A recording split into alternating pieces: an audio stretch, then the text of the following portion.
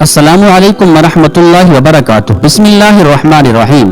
دو نوجوان حضرت عمر رضی اللہ تعالی عنہ کی محفل میں داخل ہوتے ہی محفل میں بیٹھے ایک شخص کے سامنے جا کر کھڑے ہو جاتے ہیں اور اس کی طرف انگلی کر کے کہتے ہیں، یا عمر، یہ ہے وہ شخص۔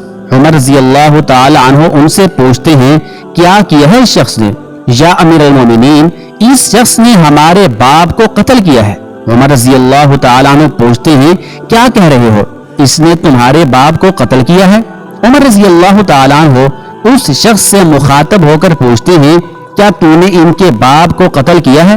وہ شخص کہتا ہے، ہاں امیر المومنین، مجھ سے قتل ہو گیا ہے ان کا باپ۔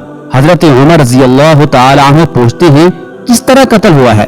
وہ شخص کہتا ہے، یا عمر، ان کا باپ اپنے اونٹ سمیت میرے کھیت میں داخل ہو گیا تھا، میں نے منع کیا، باز نہیں آیا تو میں نے ایک پتھر دے مارا جو سیدھا اس کے سر میں لگا اور وہ موقع پر مر گیا۔ حضرت عمر رضی اللہ تعالیٰ عنہ فرماتے ہیں، پھر تو قصاص دینا پڑے گا، موت ہے اس کی سزا، نہ فیصلہ لکھنے کی ضرورت، اور فیصلہ بھی ایسا اٹل کہ جس پر کسی بحث و مباحثے کی بھی گنجائش نہیں، نہ ہی اس شخص سے اس کے کنبے کے بارے میں کوئی سوال کیا گیا ہے، نہ ہی یہ پوچھا گیا ہے کہ تعلق کس قدر شریف خاندان سے ہے، نہ ہی یہ پوچھنے کی ضرورت محسوس کی گئی ہے کہ تعلق کسی معزز قبیلے سے تو نہیں، معاشرے میں کیا رتبہ یا مقام ہے۔ ان سب باتوں سے بھلا عمر رضی اللہ تعالیٰ عنہ کو مطلب ہی کیا؟ کیونکہ معاملہ اللہ کے دین کا ہو تو عمر رضی اللہ تعالیٰ عنہ پر کوئی اثر انداز نہیں ہو سکتا، اور نہ ہی کوئی اللہ کی شریعت کی تنفیذ کے معاملے میں عمر رضی اللہ تعالیٰ عنہ کو روک سکتا ہے۔ حتیٰ کہ سامنے عمر رضی اللہ تعالیٰ عنہ کا اپنا بیٹا ہی کیوں نہ قاتل کی حیثیت سے آ کھڑا ہو، قصاص تو اس سے بھی لیا جائے گا۔ وہ شخص کہتا ہے، اے امیر المومنین، اس کے نام پر جس کے حکم سے یہ زمین و آسمان قائم کھڑے ہیں، مجھے صحرا میں واپس اپنی بیوی بچوں کے پاس جانے دیجیے تاکہ میں ان کو بتا آؤں کہ میں قتل کر دیا جاؤں گا، ان کا اللہ تعالیٰ اور میرے سوا کوئی آسرا نہیں ہے، میں اس کے بعد واپس آ جاؤں گا۔ عمر رضی اللہ تعالیٰ عنہ فرماتے ہیں، کون تیری ضمانت دے گا کہ تو صحرا میں جا کر واپس بھی آ جائے گا؟ مجمع پر ایک خاموشی چھا جاتی ہے، کوئی بھی تو ایسا نہیں ہے جو اس کا نام تک بھی جانتا ہو، اس کے قبیلے، خیمے یا گھر وغیرہ کے بارے میں جاننے کا معاملہ تو بات کی بات ہے، کون ضمانت دے اس کی؟ کیا یہ 10 درہم کے ادھار یا زمین کے ٹکڑے یا کسی اونٹ کے سودے کی ضمانت کا معاملہ ہے؟ ادھر تو ایک گردن کی ضمانت دینے کی بات ہے جسے تلوار سے اڑا دیا جانا ہے، اور کوئی بھی تو ایسا نہیں ہے جو اللہ تعالیٰ کی شریعت کی تنفیذ کے معاملے میں عمر رضی اللہ تعالیٰ عنہ سے اعتراض کرے یا پھر اس شخص کی سفارش کے لیے ہی کھڑا ہو جائے، اور کوئی ہو بھی نہیں سکتا جو سفارشی بننے کا سوچ سکے۔ محفل میں موجود صحابہ رضی اللہ تعالیٰ عنہ پر ایک خاموشی سی چھا گئی ہے۔ اس صورتحال سے خود حضرت عمر رضی اللہ تعالی عنہ بھی متاثر ہیں، کیونکہ اس شخص کی حالت نے سب کو ہی حیرت میں ڈال کر رکھ دیا ہے۔ کیا اس شخص کو واقعی قصاص کے طور پر قتل کر دیا جائے اور اس کے بچے بھوکوں مرنے کے لیے چھوڑ دیے جائیں، یا پھر اس کو بغیر ضمانتی کے واپس جانے دیا جائے؟ واپس نہ آیا تو مقتول کا خون رائے گاں جائے گا۔ خود عمر رضی اللہ تعالی عنہ بھی سر جھکائے افسردہ بیٹھے ہیں۔ اس صورتحال پر سر اٹھا کر التجا بھری نظروں سے نوجوانوں کی طرف دیکھتے ہیں، معاف کر دو اس شخص کو۔ نوجوان اپنا آخری فیصلہ بغیر کسی جھجک کے سنا دیتے ہیں، نہیں امیر المومنین، نہیں، جو ہمارے باپ کو قتل کرے اس کو چھوڑ دیں، یہ تو ہو ہی نہیں سکتا۔ عمر رضی اللہ تعالیٰ عنہ ایک بار پھر مجمع کی طرف دیکھ کر بلند آواز سے پوچھتے ہیں، اے لوگو، ہے کوئی تم میں سے جو اس کی ضمانت دے؟ ابو ذر غفاری رضی اللہ تعالیٰ عنہ اپنے زہد و صدق سے بھرپور بڑھاپے کے ساتھ کھڑے ہو کر کہتے ہیں، میں ضمانت دیتا ہوں اس شخص کی۔ عمر رضی اللہ تعالیٰ عنہ کہتے ہیں، ابو ذر، اس نے قتل کیا ہے؟ ابو ذر رضی اللہ تعالیٰ عنہ اپنا اٹل فیصلہ سناتے ہیں، چاہے قتل ہی کیوں نہ کیا ہو۔ عمر رضی اللہ تعالیٰ عنہ سوال کرتے ہیں، جانتے ہو اسے؟ ابو ذر رضی اللہ تعالیٰ عنہ فرماتے ہیں، نہیں جانتا۔ عمر رضی اللہ تعالیٰ عنہ، تو پھر کس طرح ضمانت دے رہے ہو؟ ابو ذر رضی اللہ تعالی عنہ فرماتے ہیں کہ میں نے اس کے چہرے پر مومنوں کی صفات دیکھی ہیں اور مجھے ایسا لگتا ہے کہ یہ جھوٹ نہیں بول رہا، انشاءاللہ تعالی یہ لوٹ کر واپس آ جائے گا۔ عمر رضی اللہ تعالی عنہ فرماتے ہیں ابو ذر دیکھ لو، اگر یہ 3 دن میں لوٹ کر نہ آیا تو مجھے تیری جدائی کا صدمہ دیکھنا پڑے گا۔ ابو ذر رضی اللہ تعالی عنہ اپنے فیصلے پر ڈٹے ہوئے جواب دیتے ہیں امیر المومنین پھر اللہ مالک ہے۔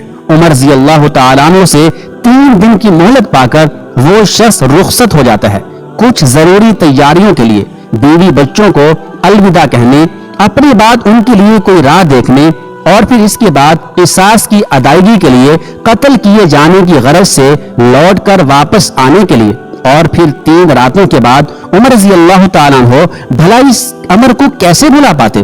انہوں نے تو ایک ایک لمحہ گن کر کاٹا تھا۔ عصر کے وقت شہر میں الصلاۃ جامعہ کی منادی پھر جاتی ہے، نوجوان اپنے باپ کا قصاص لینے کے لیے بے چین اور لوگوں کا مجمع اللہ کی شریعت کی تنفیذ دیکھنے کے لیے جمع ہو چکا ہے۔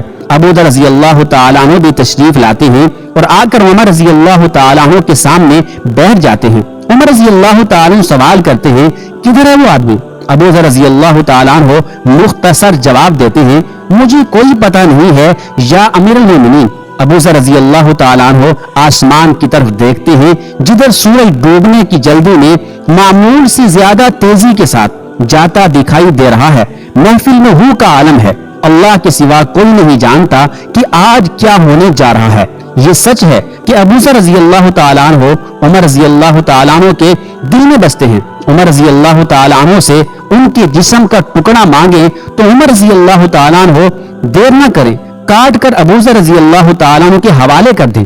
لیکن ادھر معاملہ شریعت کا ہے، اللہ کے احکامات کی بجا آوری کا ہے، کوئی کھیل تماشا نہیں ہونے جا رہا، نہ ہی کسی کی صلاحیت یا حیثیت کی پیمائش ہو رہی ہے، حالات و واقعات کے مطابق نہیں، اور نہ ہی زمان و مکان کو بیچ میں لایا جانا ہے۔ قاتل نہیں آتا تو ضامن کی گردن جاتی نظر آ رہی ہے۔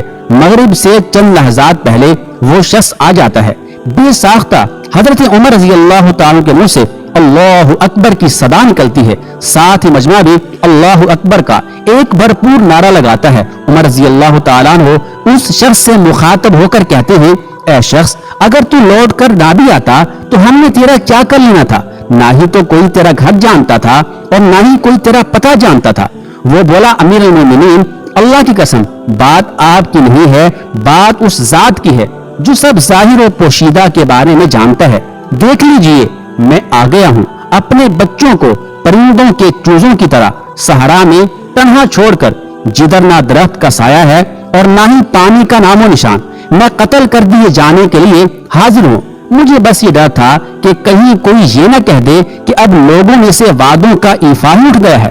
عمر رضی اللہ تعالیٰ عنہ نے ابو ذر رضی اللہ تعالیٰ عنہ کی طرف رک کر کے پوچھا ابو ذر تو نے کس بنا پر اس کی ضمانت دی تھی؟ ابو ذر رضی اللہ تعالیٰ عنہ نے کہا اے عمر مجھے اس بات کا ڈر تھا کہیں کوئی یہ نہ کہہ دے کہ اب لوگوں سے خیر ہی اٹھا لی گئی ہے۔ حضرت عمر رضی اللہ تعالیٰ عنہ نے ایک لمحے کے لیے توقف کیا اور پھر ان دو نوجوانوں سے پوچھا کیا کہتے ہو اب؟ نوجوانوں نے جن کا باپ قتل ہوا تھا روتے ہوئے کہا اے امیر المومنین ہم اس کی صداقت کی وجہ سے اسے معاف کرتے ہیں، ہمیں اس بات کا ڈر ہے کہ کہیں کوئی یہ نہ کہہ دے کہ اب لوگوں میں سے عفو اور درگزر ہی اٹھا لیا گیا ہے۔ عمر رضی اللہ تعالیٰ عنہ اللہ اکبر پکار اٹھے اور آنسو ان کی داڑھی کو تر کرتے نیچے گرنے لگے۔ فرمایا اے نوجوانوں تمہارے عفو و درگزر پر اللہ تعالیٰ تمہیں جزائے خیر دے۔ اے ابو ذر اللہ تجھے اس شخص کی مصیبت میں مدد پر جزائے خیر دے، اور اے شخص اللہ تجھے اس وفائے عہد و صداقت پر جزائے خیر دے، اور اے امیر المومنین اللہ تجھے تیرے عدل اور رحم دلی پر جزائے خیر دے۔ آمین ثم آمین۔